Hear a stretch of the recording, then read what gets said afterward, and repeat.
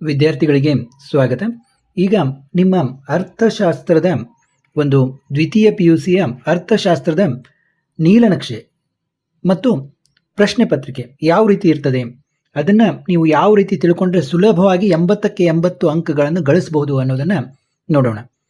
ಮತ್ತು ಪ್ರಶ್ನೆಗಳು blue print ಪ್ರಕಾರನೇ, ಅಂದರೆ ಈ ನೀಲನಕ್ಷೆಯ ಪ್ರಕಾರನೇ ಪ್ರಶ್ನೆಗಳು ಬರ್ತಾವ ಅಥವಾ ಇಲ್ಲವಾ ಅನ್ನೋದನ್ನು ಕೂಡ ನಾವು ನೋಡೋಣ.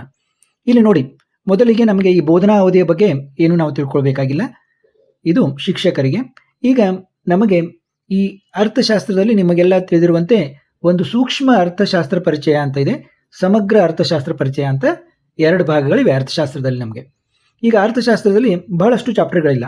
ಸೂಕ್ಷ್ಮ ಅರ್ಥಶಾಸ್ತ್ರ ಇದರಲ್ಲಿ ಒಂದು 5 ಚಾಪ್ಟರ್ಗಳಿವೆ.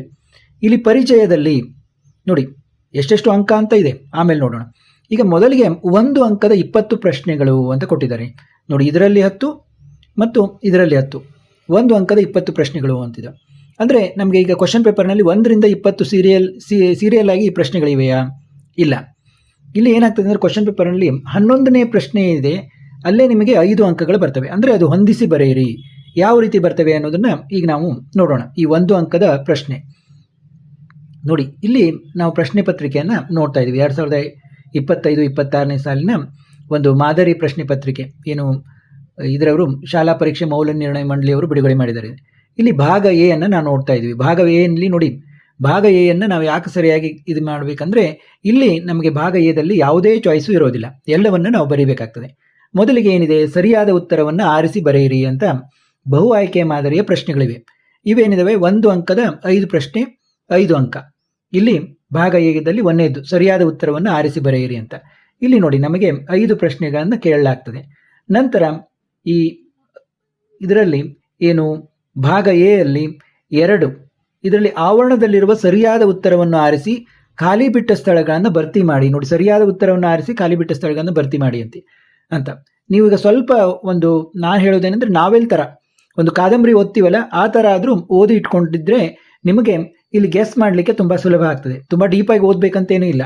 ನೀವು ಜಸ್ಟ್ ಒಂದು ಕಾದಂಬರಿ ಥರ ಓದ್ಕೊಂಡಿದ್ರು ಕೂಡ ನಿಮಗೆ ಯಾವುದು ಅಂತ ಒಂದು 3 ನಿಮಗೆ ಗೊತ್ತಾದರೆ ಉಳಿದದ್ದನ್ನು ನೀವು ಸರಿಯಾಗಿ ಗೆಸ್ ಮಾಡ್ಬೋದು. ಯಾಕಂದರೆ ಇಲ್ಲಿ ಇದನ್ನು ನೋಡಿದ ಕೂಡ ನಿಮ್ಗೆ ಗೊತ್ತಾಗ್ಬಿಡುತ್ತೆ, ವಾಸ್ತವವಾಗಿ ಎಲ್ಲ ಆರ್ಥಿಕತೆಗಳು ಡ್ಯಾಶ್ ಆರ್ಥಿಕತೆಗಳಾಗಿವೆ. ಬಯಕೆಗಳನ್ನು ತೃಪ್ತಿಪಡಿಸುವ ಸರಕಿನ ಸಾಮರ್ಥ್ಯ. ಇಲ್ಲಿ ಓದಿದ ತಕ್ಷಣ ಇಲ್ಲಿ ಯಾವ ಒಂದು ಪದ ಅದಕ್ಕೆ ಸೂಕ್ತ ಆಗ್ತದೆ ಅಂತ ನೀವು ಸ್ವಲ್ಪ ಓದ್ಕೊಂಡಿದ್ರು ಕೂಡ ನಿಮ್ಗೆ ಗೊತ್ತಾಗ್ತದೆ. ಆದ ಕಾರಣ ಈ ಸುಲಭವಾಗಿ ಈ 5 ಅಂಕಗಳನ್ನು ನೀವು ಗಳಿಸಬಹುದು. ಇಲ್ಲಿ ನಾನು ಹೇಳಿದ ಹಾಗೆ ಈಗ 3ನೇ ಭಾಗದಲ್ಲಿ ನೋಡಿ, 3ನೇ ಭಾಗದಲ್ಲಿ 11ನೇ ಪ್ರಶ್ನೆಗೆ ನಮಗೆ 5 ಅಂಕಗಳು. ಇಲ್ಲೂ ಕೂಡ ಅಷ್ಟೇ, ನೀವು ಸ್ವಲ್ಪ ಲೈಟಾಗಿ ಓದ್ಕೊಂಡಿದ್ರು ಕೂಡ ನೀವೊಂದು 2-3 ಸರಿಯಾಗಿ ಮ್ಯಾಚ್ ಮಾಡಿದರೆ ಉಳಿದದ್ದು ಕೂಡ ಮ್ಯಾಚ್ ಆಗ್ತದೆ. ಆದ ಕಾರಣ ಇಲ್ಲಿ ನಿಮಗೆ 1 ಸರಿಯಾಗಿ ಮ್ಯಾಚ್ ಮಾಡಿದರೆ 1 ಅಂಕ, ಈ ರೀತಿ 5 ಕೂಡ ಸರಿಯಾಗಿ ನೀವು ಹೊಂದಿಸಿದರೆ 5 ಅಂಕ ನಿಮಗೆ ದೊರೀತದೆ. ಇಲ್ಲಿ ಒಂದೇ 11ನೇ ಪ್ರಶ್ನೆಯ ಅಡಿಯಲ್ಲಿ 5 ಅಂಕಗಳು ನಮ್ಗೆ ಬರ್ತವೆ. ಹಾಗಾಗಿ ಏನಾಗ್ತದೆ ಅಂದರೆ 20 ಪ್ರಶ್ನೆ ಅಂದರೆ ನಮಗೆ ಇಲ್ಲಿರುವ 16 ಪ್ರಶ್ನೆ ಮಾತ್ರ. ಇವು ಕೆಳಗಿನ ಪ್ರಶ್ನೆಗಳಿಗೆ ಒಂದು ವಾಕ್ಯ ಅಥವಾ ಪದದಲ್ಲಿ ಉತ್ತರಿಸಿ ಅನ್ನೋದು 12 ರಿಂದ 16ನೇ ಪ್ರಶ್ನೆ ಇವೆ, ಇದಕ್ಕೆ 5 ಅಂಕ. ಈಗ ನಾವು ಭಾಗ ಎ ಅಲ್ಲಿ ಒಟ್ಟು 20 ಅಂಕ, ಇಲ್ಲಿ ಯಾವುದೇ ಚಾಯ್ಸ್ ಇರೋದಿಲ್ಲ, ಎಲ್ಲ ಕಡ್ಡಾಯವಾಗಿರ್ತವೆ. ನೋಡಿ, ಭಾಗ ಎ ಅಲ್ಲಿ ಯಾವ ಒಂದು ಪಾಠದಿಂದ, ಪರಿಚಯದಿಂದ ಒಂದೇ 1 ಅಂಕ ಇದೆ, ಅನುಭೋಗಿಯ ವರ್ತನೆ ಸಿದ್ಧಾಂತಕ್ಕೆ 3 ಅಂಕ ಇವೆ, ಉತ್ಪಾದನೆ ಮತ್ತು ವೆಚ್ಚಕ್ಕೆ 2 ಅಂಕ, ಪರಿಪೂರ್ಣ ಪೈಪೋಟಿಯಲ್ಲಿ ಉದ್ಯಮ ಘಟಕದ ಸಿದ್ಧಾಂತ ಇದಕ್ಕೆ 3 ಅಂಕ, ಮಾರುಕಟ್ಟೆ ಸಮತೋಲನಕ್ಕೆ 1 ಅಂಕ. ಈ ರೀತಿ ಈ ಮೊದಲ ಸೂಕ್ಷ್ಮ ಅರ್ಥಶಾಸ್ತ್ರ ಪರಿಚಯದಕ್ಕೆ 10 ಅಂಕ ಬಂತು.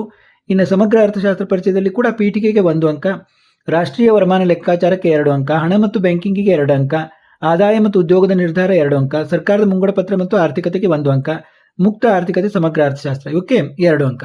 ಈ ರೀತಿ ಪ್ರಶ್ನೆಗಳನ್ನು ಎಲ್ಲ ಪಾಠಗಳಿಂದ ಪ್ರಶ್ನೆಗಳು ಬಂದಂತೆ ಆದವು.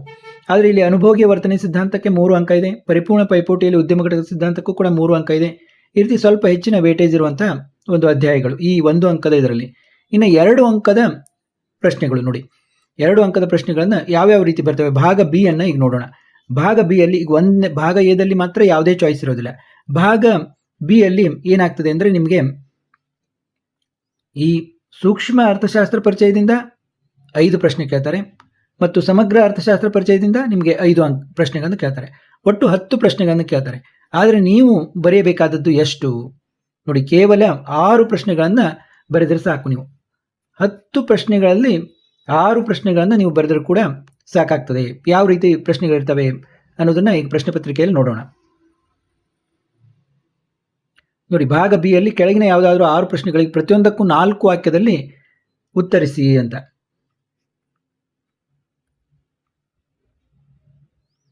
ನೋಡಿ, ಭಾಗ ಬಿ, ಈ ಕೆಳಗಿನ ಯಾವುದಾದರೂ 6 ಪ್ರಶ್ನೆಗಳಿಗೆ ಪ್ರತಿಯೊಂದಕ್ಕೂ 4 ವಾಕ್ಯದಲ್ಲಿ ಉತ್ತರಿಸಿ ಅಂತ. ಟೋಟಲ್ ಆಗಿ 17ರಿಂದ 26 10 ಪ್ರಶ್ನೆಗಳಿವೆ. 10 ಪ್ರಶ್ನೆಗಳು ನಮಗೆ ಇಲ್ಲಿ ಕಾಣಿಸ್ತವೆ. ಇದರಲ್ಲಿ 6 ಪ್ರಶ್ನೆಗಳಿಗೆ ಬರೆದರೂ ಕೂಡ ನಮಗೆ 12 ಅಂಕ ದೊರೆಯುತ್ತದೆ. ಇಲ್ಲಿ ನೀವು ಏನು ಮಾಡಬಹುದು ನೋಡಿ, ಈ ಒಂದು 2 ಅಂಕದ ಪ್ರಶ್ನೆಗಳಲ್ಲಿ ನೀವು ಎಲ್ಲ ಚಾಪ್ಟರ್ಗಳನ್ನು ಓದಬೇಕು ಅಂತ ಏನೂ ಇಲ್ಲ. ನೀವು ಇಲ್ಲಿ ನೋಡಿ, ಪರಿಚಯದಿಂದ ಒಂದೇ ಪ್ರಶ್ನೆ ಬರುತ್ತೆ, ಅನುಭೋಗಿಯ ವರ್ತನೆ ಸಿದ್ಧಾಂತದಿಂದ 1 ಪ್ರಶ್ನೆ ಬರ್ತದೆ, ಉತ್ಪಾದನೆ ಮತ್ತು ವೆಚ್ಚಗಳಿಂದ 2 ಪ್ರಶ್ನೆ ಬರುತ್ತೆ, 1 ಪ್ರಶ್ನೆ ಬರುತ್ತೆ, ಪರಿಪೂರ್ಣ ಪೈಪೋಟಿಯಲ್ಲಿ ಉದ್ಯಮ ಘಟಕದ ಸಿದ್ಧಾಂತ, ಇಲ್ಲಿ 2 ಅಂಕದ 2 ಪ್ರಶ್ನೆ ಬರ್ತವೆ. ಮಾರುಕಟ್ಟೆ ಸಮತೋಲನದಲ್ಲಿ ಯಾವುದೇ 2 ಅಂಕದ ಪ್ರಶ್ನೆ ಇಲ್ಲ, ಅಲ್ಲಿ 2 ಅಂಕದ ಪ್ರಶ್ನೆಗಳನ್ನು ಓದೋ ಏನು ಜರೂರು ಇಲ್ಲ. ಇನ್ನು ಪೀಠಿಕೆಯಲ್ಲಿ ಯಾವುದೇ ಬರೋದಿಲ್ಲ. ರಾಷ್ಟ್ರೀಯ ವರಮಾನ ಲೆಕ್ಕಾಚಾರದಲ್ಲಿ 2 ಅಂಕದ 2 ಪ್ರಶ್ನೆ ಬರ್ತವೆ. ಹಣ ಮತ್ತು ಬ್ಯಾಂಕಿಂಗ್ನಲ್ಲಿ ಬರೋದಿಲ್ಲ. ಆದಾಯ ಮತ್ತು ಉದ್ಯೋಗದ ನಿರ್ಧಾರ, ಇದರಲ್ಲಿ ಒಂದೇ ಒಂದು ಪ್ರಶ್ನೆ ಬರುತ್ತೆ. ಸರ್ಕಾರದ ಮುಂಗಡ ಪತ್ರ ಮತ್ತು ಆರ್ಥಿಕತೆಯಲ್ಲಿ 2 ಅಂಕದ 2 ಪ್ರಶ್ನೆಗಳು ಬರ್ತವೆ. ಈಗ ನೀವು ಇದನ್ನು ನೋಡೋದಾದರೆ, ಈಗ ನೀವು ಯಾವುದಾದ್ರೂ ಇಲ್ಲಿ ಈ ಸೂಕ್ಷ್ಮ ಅರ್ಥಶಾಸ್ತ್ರ ಪರಿಚಯ ನಿಮಗೆ ಈಸಿ ಅನಿಸಿದರೆ, ಇಲ್ಲಿ ನೀವು ಸೂಕ್ಷ್ಮ ಅರ್ಥಶಾಸ್ತ್ರ ಪರಿಚಯದಲ್ಲಿ 4 ಚಾಪ್ಟರ್ಗಳನ್ನು ಚೆನ್ನಾಗಿ ಓದ್ಕೊಂಡ್ರೆ, 2 ಅಂಕದ ಪ್ರಶ್ನೆ ಓದ್ಕೊಂಡ್ರೆ, ಮತ್ತು ಇಲ್ಲಿ ಒಂದು ರಾಷ್ಟ್ರೀಯ ವರಮಾನ ಲೆಕ್ಕಾಚಾರ ಇಲ್ಲಿ ಓದ್ಕೊಂಡ್ರೆ 7 ಪ್ರಶ್ನೆಗಳಿಗೆ ನೀವು ತಯಾರಾದಂಗೆ ಆಗ್ತದೆ. ಈಗ ನಾನು ಹೇಳೋದು, ಇಲ್ಲಿ 4 ಚಾಪ್ಟರ್ಗಳು, ಇಲ್ಲಿ 1 ಚಾಪ್ಟರ್, ಇಷ್ಟು ಓದ್ಕೊಂಡ್ರೆ ನೀವು 7 ಪ್ರಶ್ನೆಗಳಿಗೆ ತಯಾರಾದಂಗೆ ಆಗ್ತದೆ. ನಿಮಗೆ ಕೇಳಿದ್ದೆಷ್ಟು 6 ಪ್ರಶ್ನೆ. 6 ಪ್ರಶ್ನೆಗೆ ನೀವು ಇನ್ನೂ ಒಂದು ಹೆಚ್ಚಿಗೆ ನೀವು ಓದ್ಕೊಂಡಂಗೆ ಆಗ್ತದೆ. ಆರಾಮಾಗಿ ಈ 6 ಪ್ರಶ್ನೆಗಳಿಗೆ ಉತ್ತರಿಸ್ಬೋದು. 10ರಲ್ಲಿ 6ಕ್ಕೆ ಆರಾಮಾಗಿ ಉತ್ತರಿಸ್ಬೋದು. ಕೇವಲ ಈ ಸೂಕ್ಷ್ಮ ಅರ್ಥಶಾಸ್ತ್ರ ಪರಿಚಯ ಮತ್ತು ರಾಷ್ಟ್ರೀಯ ವರಮಾನ ಲೆಕ್ಕಾಚಾರ, ಅಥವಾ ನಿಮಗೆ ಇದೇ ರೀತಿ ನಿಮಗೆ ಯಾವ ಒಂದು ಪಾಠ ಲೆಸನ್ ಈಸಿ ಅನಿಸುತ್ತೆ ಆ ರೀತಿ ಕೂಡ ನೀವು ಮಾಡಬಹುದು. ಈಗ ನನಗೆ ಇಲ್ಲಿ ಸಮಗ್ರ ಅರ್ಥಶಾಸ್ತ್ರ ಪರಿಚಯದಲ್ಲೇ ನನಗೆ ಈಸಿ ಅನಿಸ್ತವೆ ಪಾಠಗಳಂತಂದರೆ, ಇದರಲ್ಲಿ ನೀವು ತಯಾರಾಗಿ ಇಲ್ಲಿ ಯಾವುದಾದ್ರೂ ಒಂದು ಪಾಠವನ್ನು ತಯಾರಾಗಿ ಕೂಡ ನೀವು ಹಾಗೆ ಅಂಕಗಳನ್ನು ಗಳಿಸಬಹುದು. ಇನ್ನು ಈಗ ನಾವು ಭಾಗ ಸಿ ಯಲ್ಲಿ ನೋಡೋಣ. ಭಾಗ ಸಿ ಯಲ್ಲಿ ಯಾವ ರೀತಿ ಇದೆ? 4 ಅಂಕದ ಪ್ರಶ್ನೆಗಳು ಭಾಗ ಸಿ ಯಲ್ಲಿ. ಭಾಗ ಸಿ ಯಲ್ಲಿ ಕೂಡ ಏನಾಗಿದೆ, ಇಲ್ಲಿ ಸೂಕ್ಷ್ಮ ಅರ್ಥಶಾಸ್ತ್ರ ಪರಿಚಯದಲ್ಲಿ 4 ಪ್ರಶ್ನೆಗಳನ್ನು ಕೇಳ್ತಾರೆ, ಮತ್ತು ಸಮಗ್ರ ಅರ್ಥಶಾಸ್ತ್ರ ಪರಿಚಯದಲ್ಲಿ 5 ಪ್ರಶ್ನೆಗಳನ್ನು ಕೇಳ್ತಾರೆ. ಇಷ್ಟು 9 ಪ್ರಶ್ನೆಗಳಲ್ಲಿ ನೀವು ಎಷ್ಟು ಬರೀಬೇಕು? 9 ಪ್ರಶ್ನೆಗಳಲ್ಲಿ ನೀವು ಕೇವಲ 5 ಪ್ರಶ್ನೆಗಳನ್ನು ಬರೀಬೇಕು. 4 ಅಂಕದ 5 ಪ್ರಶ್ನೆ ಅಂದರೆ 20 ಅಂಕ. ಅದು ಯಾವ ರೀತಿ ಕೇಳ್ತಾರೆ ಅನ್ನೋದು ನೋಡ್ಕೊಂಡ್ಬರೋಣ. ನೋಡಿ, ಭಾಗ ಸಿ ಯಲ್ಲಿ ಕೆಳಗಿನ ಯಾವುದಾದ್ರೂ 5 ಪ್ರಶ್ನೆಗಳಿಗೆ ಪ್ರತಿಯೊಂದಕ್ಕೂ 12 ವಾಕ್ಯದಲ್ಲಿ ಉತ್ತರಿಸಿ. ನೋಡಿ, ಯಾವುದಾದ್ರೂ 5 ಪ್ರಶ್ನೆ, ಎಷ್ಟು ಪ್ರಶ್ನೆ ಕೇಳ್ತಾರೆ? 9 ಪ್ರಶ್ನೆಗಳನ್ನು ಕೇಳ್ತಾರೆ.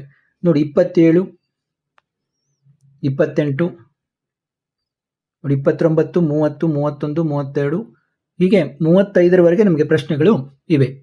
ಅಂತಂದರೆ ಒಟ್ಟು ನಮಗೆ 9 ಪ್ರಶ್ನೆಗಳನ್ನು ಇಲ್ಲಿ ಕೇಳಿದ್ದಾರೆ.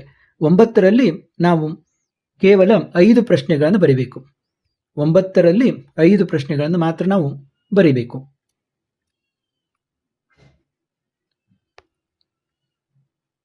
ನೋಡಿ, ಇಲ್ಲಿ ಯಾವ್ಯಾವ ಪಾಠಕ್ಕೆ ಎಷ್ಟು ಇದೆ? ಪರಿಚಯದಲ್ಲಿ 1 ಕೇಳ್ತಾರೆ, ಅನುಭೋಗಿಯ ವರ್ತನೆ ಸಿದ್ಧಾಂತದಲ್ಲಿ ಕೇಳ್ತಾರೆ, ಉತ್ಪಾದನೆ ಮತ್ತು ವೆಚ್ಚಗಳಲ್ಲಿ ಯಾವುದೇ ಇದಿಲ್ಲ, ಪರಿಪೂರ್ಣ ಪೈಪೋಟಿಯಲ್ಲಿ ಉದ್ಯಮ ಘಟಕ ಸಿದ್ಧಾಂತ 1, ಮಾರುಕಟ್ಟೆ ಸಮತೋಲನಕ್ಕೆ ದಲ್ಲಿ 1 ಕೇಳ್ತಾರೆ. ಇನ್ನು ಪೀಠಿಗೆಯಲ್ಲಿ 1, ಹಣ ಮತ್ತು ಬ್ಯಾಂಕಿಂಗ್ನಲ್ಲಿ 1, ಆದಾಯ ಮತ್ತು ಉದ್ಯೋಗದ ನಿರ್ಧಾರದಲ್ಲಿ 1, ಸರ್ಕಾರದ ಮುಂಗಡ ಪತ್ರ ಮತ್ತು ಆರ್ಥಿಕತೆಯಲ್ಲಿ 1, ಮುಕ್ತ ಆರ್ಥಿಕತೆ ಸಮಗ್ರ ಅರ್ಥಶಾಸ್ತ್ರದಲ್ಲಿ 1. ಇಲ್ಲಿ ಕೂಡ ನಾನು ಈಗಾಗಲೇ ಹೇಳಿದ ಹಾಗೆ ನಿಮಗೆ ಸೂಕ್ಷ್ಮ ಅರ್ಥಶಾಸ್ತ್ರ ಪರಿಚಯವನ್ನು ಚೆನ್ನಾಗಿ ಓದ್ಕೊಂಡ್ರೆ ನಿಮಗೆ ಇಲ್ಲೇ ನಿಮಗೆ 4ಕ್ಕೆ 4 ಇವು ಬರ್ತವೆ. ಆಮೇಲೆ ಇದರಲ್ಲಿ ಯಾವುದಾದ್ರೂ 1 ಅಥವಾ 2 ಚಾಪ್ಟರ್ ಪೀಠಿಕೆ ಮತ್ತು ಹಣ ಮತ್ತು ಬ್ಯಾಂಕಿಂಗ್ ಇವೆರಡು ಓದ್ಕೊಂಡ್ರೆ ನೀವು ಒಂದು ಹೆಚ್ಚಿಗೆ ಓದ್ಕೊಂಡಂಗೆ ಆಗ್ತದೆ. ಅಂದರೆ ನೀವು ಬರೀಬೇಕಾದದ್ದು 9ರಲ್ಲಿ 5, ನೀವು 6 ಪ್ರಶ್ನೆಗಳಿಗೆ ರೆಡಿ ಆದಾಗೆ ಆಗ್ತದೆ. ಈ ಕೊನೆಯ ಚಾಪ್ಟರ್ಗಳನ್ನು ಬಿಟ್ಟರೂ ಕೂಡ ನೀವು ನಡೀತದೆ, ಇಲ್ಲಿ ಓದಲಿಲ್ಲ ಅಂದರೂ ಕೂಡ ನೀವು ನಡೆಯುತ್ತೆ. ಇನ್ನು ಭಾಗ ಡಿ ಅನ್ನು ನೋಡೋಣ. ಭಾಗ ಡಿ ಯಲ್ಲಿ 6 ಅಂಕಗಳ 5 ಪ್ರಶ್ನೆಗಳು. ನೋಡಿ, 6 ಅಂಕಗಳ 5 ಪ್ರಶ್ನೆ ಕೇಳ್ತಾರೆ. ಎದರಲ್ಲಿ ಕೇಳ್ತಾರೆ? ಸೂಕ್ಷ್ಮ ಅರ್ಥಶಾಸ್ತ್ರ ಪರಿಚಯದಲ್ಲಿ 2 ಪ್ರಶ್ನೆಗಳನ್ನು ಕೇಳ್ತಾರೆ. ಇನ್ನು ಸಮಗ್ರ ಅರ್ಥಶಾಸ್ತ್ರ ಪರಿಚಯದಲ್ಲಿ 3 ಪ್ರಶ್ನೆಗಳನ್ನು ಕೇಳ್ತಾರೆ. ನೋಡಿ, 3 ಪ್ರಶ್ನೆಗಳನ್ನು ಕೇಳ್ತಾರೆ. ಒಟ್ಟು 5 ಪ್ರಶ್ನೆ ಕೇಳ್ತಾರೆ, ನೀವು 3 ಬರೀಬೇಕು. ಯಾವ ರೀತಿ ಪ್ರಶ್ನೆಗಳಿರ್ತವೆ ಭಾಗ ಡಿ ನೋಡಿ ಬರೋಣ.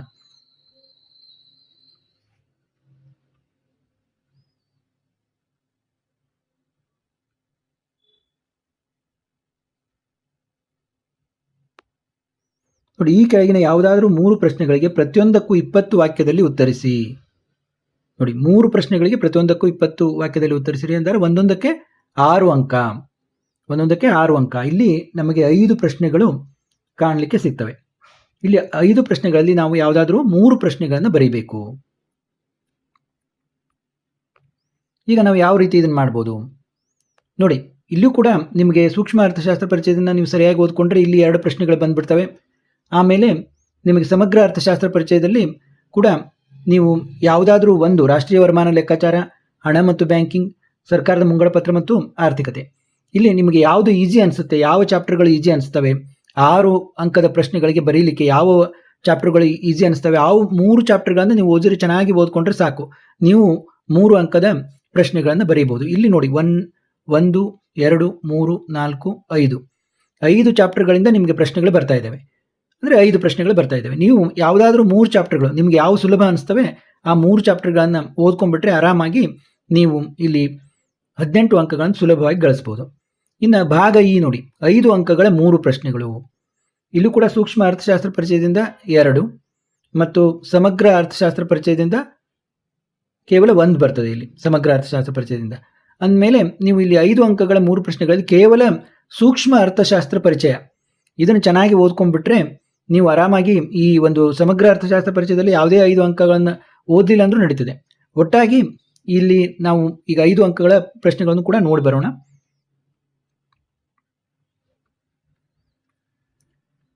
ನೋಡಿ, ಕೆಳಗಿನ ಯಾವುದಾದರೂ 2 ಕಾರ್ಯಭಾರ ಮತ್ತು ನಿಯೋಜನೆ ಆಧಾರಿತ ಪ್ರಶ್ನೆಗಳಿಗೆ ಉತ್ತರಿಸಿ. ನೋಡಿ, ಯಾವುದಾದ್ರೂ 2 ಅಂದಿದ್ದಾರೆ. ನೋಡಿ, 41, 42, 43 3 ಪ್ರಶ್ನೆಗಳನ್ನು ಕೇಳಿದ್ದಾರೆ. ನೋಡಿ, ಇಲ್ಲಿ ನಿಮಗೆ ಯಾವ ಪ್ರಶ್ನೆ ತುಂಬ ಸುಲಭ ಅನ್ನಿಸ್ತದೆ ಆ ರೀತಿಯ ಪ್ರಶ್ನೆಗಳನ್ನು ನೀವು ಇದೇ ರೀತಿಯ ಪ್ರಶ್ನೆಗಳನ್ನ ಪ್ರತಿ ವರ್ಷ ಕೇಳ್ತಾ ಇರ್ತೆ. ಆ ರೀತಿಯ ಪ್ರಶ್ನೆಗಳಿಗೆ ಉತ್ತರಿಸಲಿಕ್ಕೆ ನೀವು ಪ್ರಾಕ್ಟೀಸ್ ಮಾಡ್ಕೋಬೇಕು. ಅಂದರೆ ಈಗ 41, 42, 43 3 ಪ್ರಶ್ನೆಗಳಿವೆ. ಇದರಲ್ಲಿ ನಿಮಗೆ ಯಾವ 2 ಪ್ರಶ್ನೆಗಳ ಮಾದರಿಗಳು ತುಂಬ ಸುಲಭ ಅನ್ನಿಸ್ತವೆ ಆ 2ಗಳನ್ನು ನೀವು ಪ್ರಾಕ್ಟೀಸ್ ಮಾಡಿದರೆ ಸಾಕು. ಪ್ರತಿ ವರ್ಷ ಅದೇ ಥರ ಕೇಳ್ತಾರೆ. ಇಲ್ಲೂ ಕೂಡ ನಾನು ಹೇಳಿದೆ, ಈಗ ನಿಮಗೆ ಸೂಕ್ಷ್ಮ ಅರ್ಥಶಾಸ್ತ್ರ ಪರಿಚಯದಲ್ಲಿ ಈ ಅನುಭೋಗಿಯ ವರ್ತನೆಯ ಸಿದ್ಧಾಂತ ಮತ್ತು ಮಾರುಕಟ್ಟೆ ಸಮತೋಲನ ಈ ಪ್ರಶ್ನೆಗಳಿಂದ ಏನು 5 ಅಂಕಗಳ ಪ್ರಶ್ನೆ ಕೇಳ್ತಾರೆ, ಇವು ಸುಲಭ ಅನಿಸಿದರೆ ಇವೇ ಪರ್ಫೆಕ್ಟ್ ಆಗಿಬಿಟ್ರೆ ನಿಮಗೆ ಈ ಸಮಗ್ರ ಅರ್ಥಶಾಸ್ತ್ರ ಪರಿಚಯದಿಂದ ಓದೋದೇ ಬೇಕಾಗಿಲ್ಲ. ಒಟ್ಟಿನಲ್ಲಿ ನಾನು ಹೇಳೋದೇನೆಂದರೆ, ನೀವು ಈ ಅರ್ಥಶಾಸ್ತ್ರದಲ್ಲಿ ಸೂಕ್ಷ್ಮ ಅರ್ಥಶಾಸ್ತ್ರ ಪರಿಚಯ, ಸಮಗ್ರ ಅರ್ಥಶಾಸ್ತ್ರ ಪರಿಚಯ 2 ಇದರಲ್ಲಿದೆಲ್ಲ, ಒಂದು ಇದನ್ನು ತುಂಬ ಚೆನ್ನಾಗಿ ಪರ್ಫೆಕ್ಟಾಗಿ ಒಂದು ಭಾಗವನ್ನು ನೀವು ಚೆನ್ನಾಗಿ ಓದಿದರೆ ಇನ್ನೊಂದು ಭಾಗದಲ್ಲಿ 1 ಅಥವಾ 2 ಚಾಪ್ಟರ್ ನೀವು ಟಚ್ ಮಾಡಿದರೂ ಕೂಡ 80ಕ್ಕೆ 80 ಅಂಕಗಳನ್ನು ಸುಲಭವಾಗಿ ನೀವು ಗಳಿಸ್ಬೋದು. ಅಂದರೆ ಒಂದು ನೀವು ಭಾಗವನ್ನು ಚೆನ್ನಾಗಿ ಓದ್ಕೋಬೇಕು, ಪರ್ಫೆಕ್ಟ್ ಆಗಿ ಓದ್ಕೋಬೇಕು. ಇನ್ನೊಂದು ಭಾಗದಲ್ಲಿ ಕೇವಲ 2 ಚಾಪ್ಟರ್ ಓದಿದ್ರು ಕೂಡ ಸಾಕು. ಇಲ್ಲಿ ನಿಮಗೆ ಟೋಟಲ್ ಆಗಿ ಎಷ್ಟು ಚಾಪ್ಟರ್ ಇದ್ದಾವೆ? 11 ಚಾಪ್ಟರ್ ಇದ್ದಾವೆ. 11 ಚಾಪ್ಟರ್ನಲ್ಲಿ ನೀವು 7 ಚಾಪ್ಟರ್ಗಳನ್ನು 5+1 or 2 ಚಾಪ್ಟರ್ಗಳನ್ನು ಓದ್ಕೊಂಡ್ರು ಕೂಡ ನೀವು ಸುಲಭವಾಗಿ 80ಕ್ಕೆ 80 ಅಂಕಗಳನ್ನು ಗಳಿಸ್ಬೋದು. ಮತ್ತು ಯಾವ್ಯಾವ ಪ್ರಶ್ನೆಗಳಿರ್ತವೆ, ಅವುಗಳ ಉತ್ತರಗಳನ್ನು ಯಾವ ರೀತಿ ಬರೀಬೇಕು ಅನ್ನೋದನ್ನು ಕೂಡ ಮುಂದಿನ ವಿಡಿಯೋಗಳಲ್ಲಿ ನಾನು ತಿಳಿಸ್ತಾ ಇದ್ದು ನಿಮಗೆ ಈ ಒಂದು ವಿಡಿಯೋ ತುಂಬ ಹೆಲ್ಪ್ ಆಗ್ತಾ ಇದೆ. ನಮ್ಮ ವಿಡಿಯೋಗಳು ನಿಮಗೆ ಹೆಲ್ಪ್ ಆಗ್ತವೆ ಅಂತಂದರೆ ಹೈಪ್ ಬಟನ್ ಇದೆ ತೆಳಗಡೆ, ಹೈಪ್ ಬಟನ್ ಒತ್ತಿ ಮತ್ತು ಸಬ್ಸ್ಕ್ರೈಬ್ ಆಗಿ. ಮತ್ತೆ ಮುಂದಿನ ವಿಡಿಯೋದಲ್ಲಿ ಭೇಟಿಯಾಗೋಣ.